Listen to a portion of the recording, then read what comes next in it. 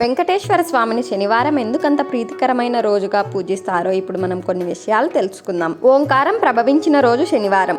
శ్రీనివాసుడిని భక్తి శ్రద్ధలతో పూజించే వాళ్లకు శనీశ్వరుడు పీడించనని మాట ఇచ్చిన రోజు శనివారం. ఆలయం నిర్మాణం చేయమని శ్రీనివాసుడు తొండమాన్ చక్రవర్తిని ఆజ్ఞాపించిన రోజు శనివారం.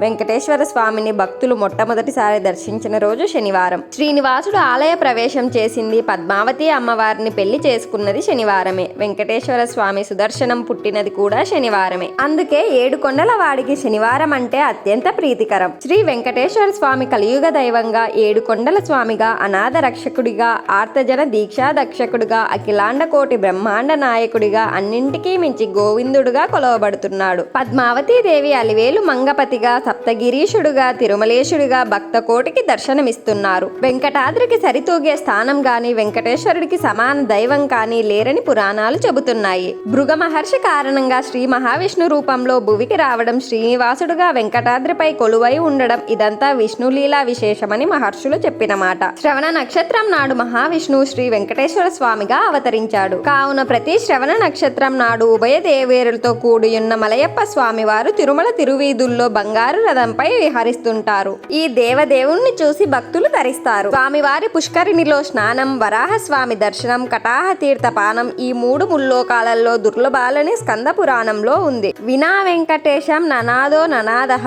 సదా వెంకటేశం స్మరామి స్వరామి. స్వామి నీవు తప్ప మాకింకెవరి దిక్కు, నిన్నే నిరంతరం స్మరిస్తుంటాం. ప్రతి ఏడాది వసంత ఋతువునందు చైత్రమాసంలో శుద్ధ త్రయోదశి, చతుర్దశి, పూర్ణిమ ఈ మూడు తిథులనందున గణం నిర్వహించి స్వామివారిని లక్షలాది మంది భక్తులు దర్శించుకుంటారు. స్వామివారి కృపా వీక్షణలతో మూగవాడు సైతం మాట్లాడతాడు, కుంటివాడు నడుస్తాడని భక్తులు విశ్వసిస్తుంటారు. శ్రీ మార్కండేయ మహర్షి శ్రీ వెంకటేశ్వర మహత్యంలో వజ్రకవచ స్తోత్రాన్ని రచించినట్లుగా ప్రసిద్ధి. ఇందులో శ్రీ వెంకటేశ్వరుని స్మరిస్తుంటే మనకు సంపూర్ణ రక్షణ ఉంటుందని తెలియజేస్తుంది.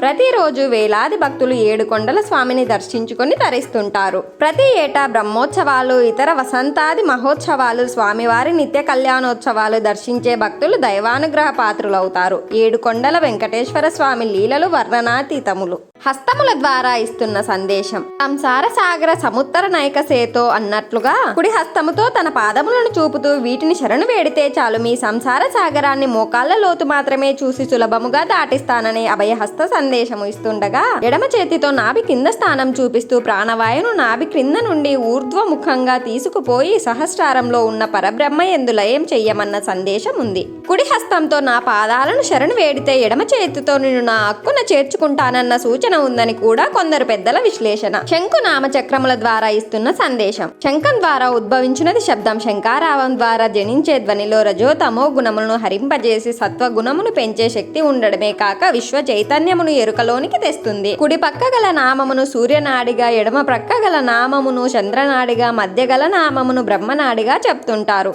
చక్రం ద్వారా కర్మ అనే శత్రువును నశింపజేయమనే సందేశం ఉంది. అంటే ఎటువంటి ఫలాపేక్ష లేకుండా ఈశ్వరార్పితంతో కర్మలు చేయాలన్న సూచనకి గుర్తు చక్రం. జ్ఞానం పొందమని జ్ఞాన చిహ్నంగా శంఖమును, మోక్ష చిహ్నంగా నామమును, కర్మనాశన శక్తి చిహ్నంగా చక్రమును ధరించి కర్తృత్వ భావం లేకుండా జ్ఞానమును పొంది తద్వారా కుండలిని జాగృతమునర్చి మోక్షమును పొందవలనన్న సందేశం ఈ శంకునామ చక్రములలో ఉంది. ప్రతిరోజు జరిగే వెంకటేశ్వరుని కళ్యాణం కూడా ఇదే తెలియజేస్తుంది. తెలుసుకున్నాం కదా. అందుకే శ్రీ వెంకటేశ్వరుని రూపమే ఆత్మజ్ఞాన ప్రబోధకరం అయ్యింది. వీటిని భక్తులందరూ తప్పకుండా తెలుసుకోవాలి. మీకు గనక నా వీడియో నచ్చినట్లయితే please do like, share and subscribe to my channel.